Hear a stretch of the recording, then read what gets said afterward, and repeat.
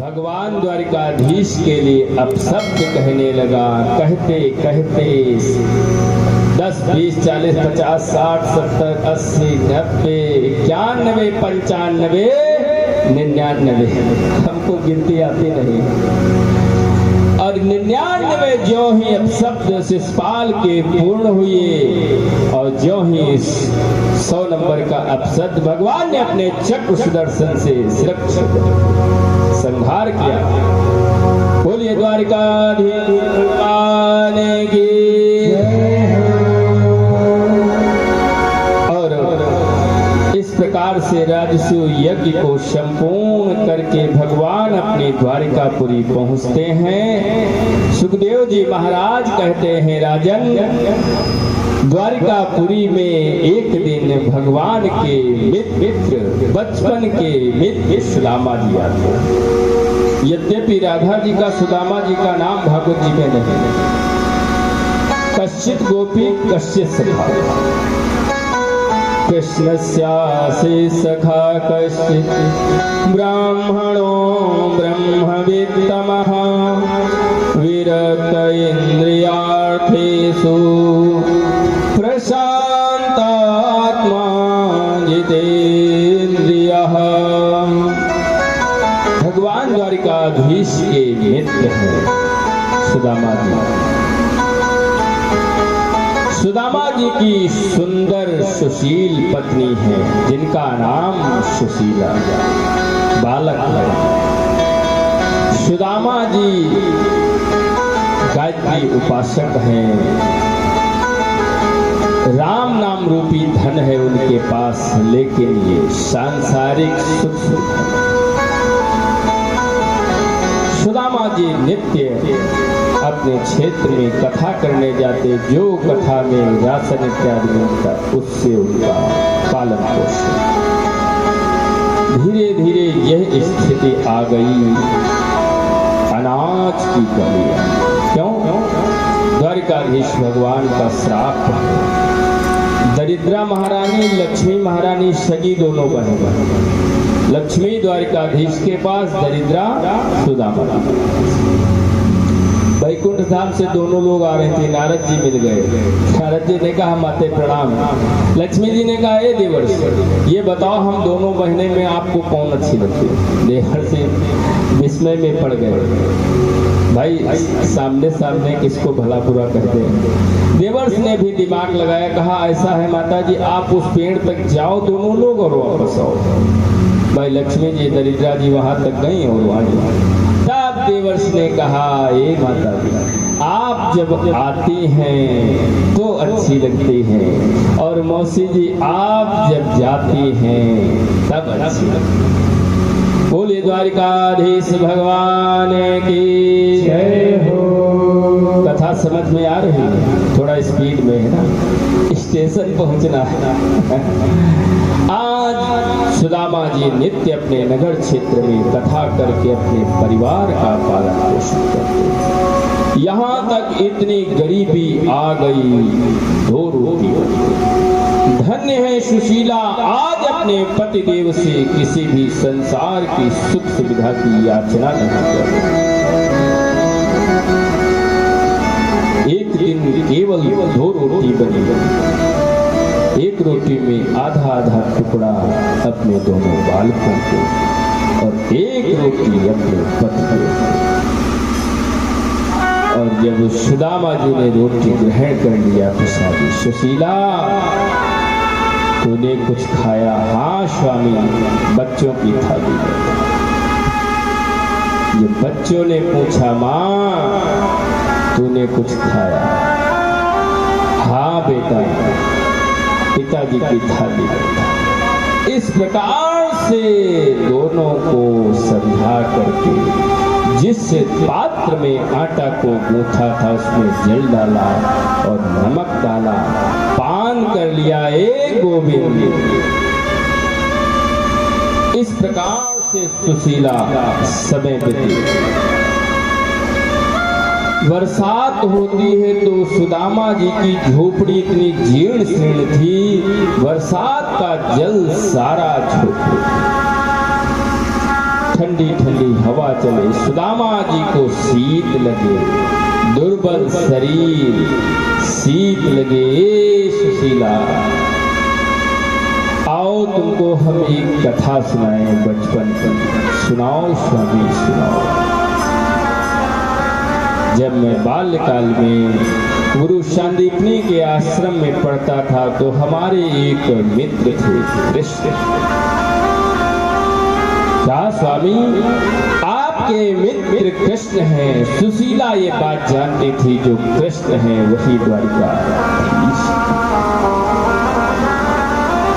इस प्रकार से सुदामा जी ने कथा सुनाई और जैसे तैसे रात गुजर गई। शीत के कारण नींद नहीं आ रही गोविंद। प्रातःकाल सुशीला ने कहा, स्वामी एक बार आप अपने मित्र को मिल लो। क्या सुशीला आज हम अपने मित्र के यहाँ याचना करने जाएंगे? नहीं स्वामी, कोई याचना मत करना, एक बार अपने मित्र के यहाँ जाओ। सुशीला ने विशेष निवेदन किया। तब सुदामा जी ने कहा, रिक्त पाणिम न गच्छेत्। ए भैया, अपनी बहन के यहाँ, अपने गुरु जी के पास भगवान की कथा या मंदिर में, सत्संग में, यज्ञ में कभी और अपने मित्र के यहाँ खाली हाथ नहीं जाना। जो जितनी व्यवस्था हो, 5 रुपए, 10 रुपए, 100 रुपए, 500 रुपए, लेकिन आज कल युग में उल्टा हो रहा। हम सब बहन के यहाँ तो, लेकिन जब जनकपुरी जाएंगे तो व्यवस्थित होकर जाएंगे। जनकपुरी मतलब समझ गए भैया? ससुराल जाएंगे, वहां व्यवस्थित जाएंगे, बहन के यहाँ नहीं जाएंगे लेकर। गुरु के स्थान पर, मंदिर में, कथा में, बहन के यहाँ, मित्र के यहाँ रिक्त पानी में खाली हाथ मत जाओ। पत्र पुष्प जो भी हो ले जाओ। सुदामा जी ने कहा, कुछ मित्र के यहाँ जाना है, कुछ होना चाहिए। आज सुशीला ने अपनी झोपड़ी में देखा सुशीला को कुछ अपनी झोपड़ी से बाहर जाती पड़ोसन से, ए बहन 3 मुट्ठी चावल दे दे, इसके बदले में गृह कार्य करवा ले, या जब मेरे होंगे तब वापस। भैया जानते हो, आचार्य जी सुबह बोले थे, हम भूल गए इस समय, वो बनी जब अपनी बनी होती है, हर कोई नमस्ते कर, अरे और भैया ठीक है, इस समय कहाँ जा रहे हैं? ठीक है। और बनी थोड़ा बिगड़ जाए, मित्र आपकी पोशाक, आपकी गाड़ी का नंबर देख करके लोग मार्ग चेंज कर देंगे, नमस्ते नहीं करेंगे। पड़ोसन ने मना कर दिया। दूसरी पड़ोसन के, बहन 3 मुट्ठी चावल दे दे, कुछ कार्य करवा दे। उसको कुछ दया आ गई। चावल छानने के बाद जो ठंडी होती है, सुशीला को 3 खंडी चावल दे दिया। वो सुशीला 3 खंडी चावल लेकर के अपनी झोपड़ी में देखा, कोई वस्त्र नहीं मिला उसको जिसपे वो चावल डाला। ए गोविंद, सुशीला ने एक पत्र लिखा, 1 मास 2 पक्ष में 2 एकादशी हो, हमरे घर गोपाल जू नित्य एकादशी हो रे भैया, नित्य एकादशी हो। हरे राम राजा राम, हरे राम राजा राम, हरे राम राजा राम, हरे राम राजा राम। इस प्रकार से सुशीला वो 3 खंडी चावल लेकर के आ गई और अपनी साड़ी के पल्लू को और उस उसी में चावल बांधे नाथ जाओ। 3 खंडी चावल लेकर के सुदामा जी चल दिए, समुद्र के किनारे पहुंच गए। जल देख करके घबरा गए, कैसे पार कर। द्वारिकाधीश नाविक का रूप बना करके नाव लेकर आ गए। भैया बैठ जाओ, मेरे पास उतराई नहीं, कोई बात नहीं, आ जाओ। और सुदामा जी उसमें बैठ लिए। नाविक के रूप में भगवान पूछने लगे, कहाँ रहते हो, कहाँ को जा रहे हो। सुदामा जी ने सब बताए। भैया जहाँ विराजे राधा रानी, अलबेली सरकार कन्हैया, ले चल पल्ले पार कन्हैया, ले चल पल्ले पार कन्हैया, चल पल्ले पार कन्हैया, ले चल पल्ले पार कन्हैया, ले चल पल्ले पार। जहाँ विराजे राधा रानी, जहाँ विराजे राधा रानी, अलबेली सरकार कन्हैया, चल पल्ले पार कन्हैया, चल पल्ले पार कन्हैया, ले चल पल्ले। आज भगवान ने कहा व्यासी को लिए 1 घंटे कथा कह दी। बारिश आ गई। बारिश होना इतना शुभ माना जाता है। बारिश होने लगे, हमारे आचार्य जी प्रसन्न हो गए, व्यास जी अमृत वर्षा हो गए। हमने कहा बहुत अच्छी बात, ठीक है भाई, प्रगति का सिस्टम है सब। बारिश ना हो तब भी तो उचित नहीं है।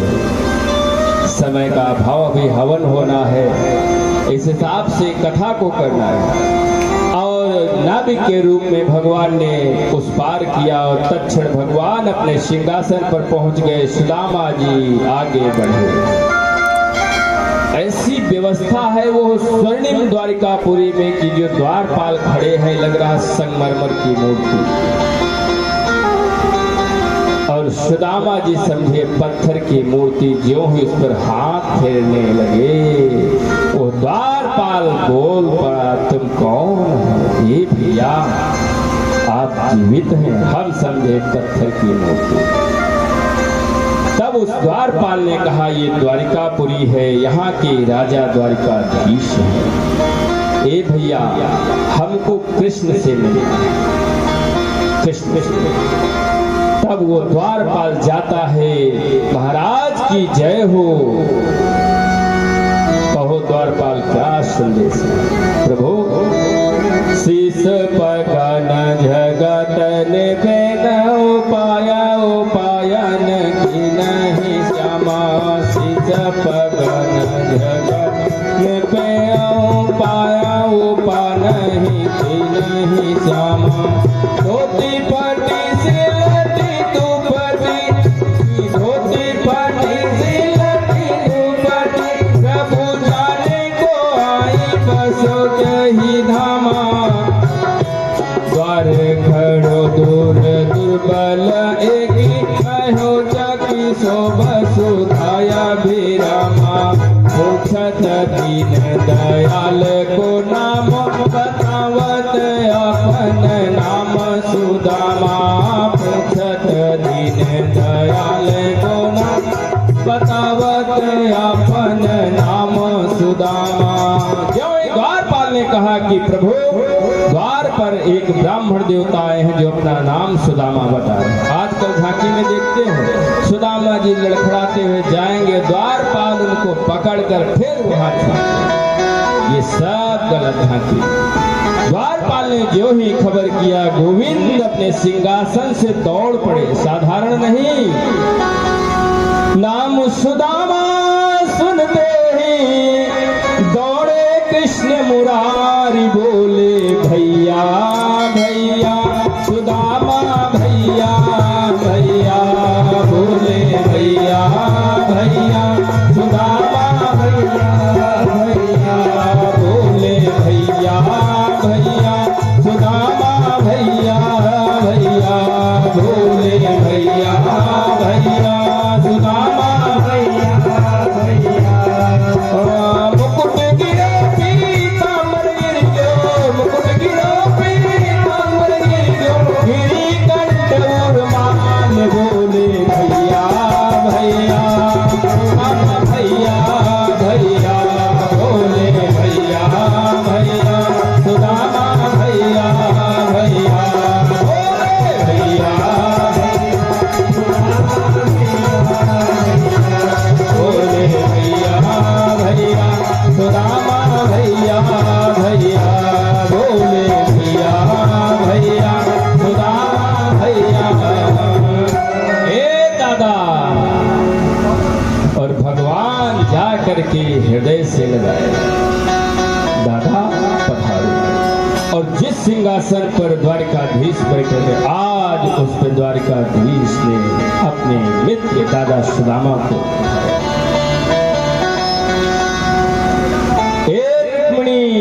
ब्राह्मण देव पधारे हैं। जैसे आपके यहाँ सभी ब्राह्मणों की दिव्य सेवा हो रही, भोजन प्रसादी जल भेली अनेक प्रकार के मिष्ठान समय समय।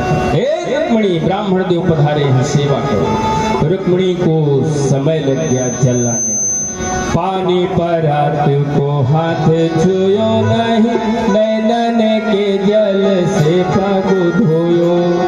हाय महादुख पायो सखा तुम, आए इतना की तय दिन खोए। देखी सुदामा की दीन दशा, कविकार कहते हैं देखी सुदामा की दीन दशा, करुणा करके करुणा निधि रोए। देखी सुदामा की दीन दशा, भगवान रुदन करने लगे। दादा की व्यवस्था को देख करके दुर्बल रुदन कर। जिनके घर खाने को अन्न नहीं, उन्हें मोहन भोग खिलावत हैं। जिनके पग में पनही न हती, उनको गजराज चढ़ावत हैं। इतने उपकार करें प्रभु जी तब दीन दयाल। भगवान का नाम दीन दयाल। इस प्रकार से भगवान ने सुदामा जी की दिव्य सेवा सत्कार किया। सभी पटरानी आ गई 16,108 स्नान के लिए। 1 2 3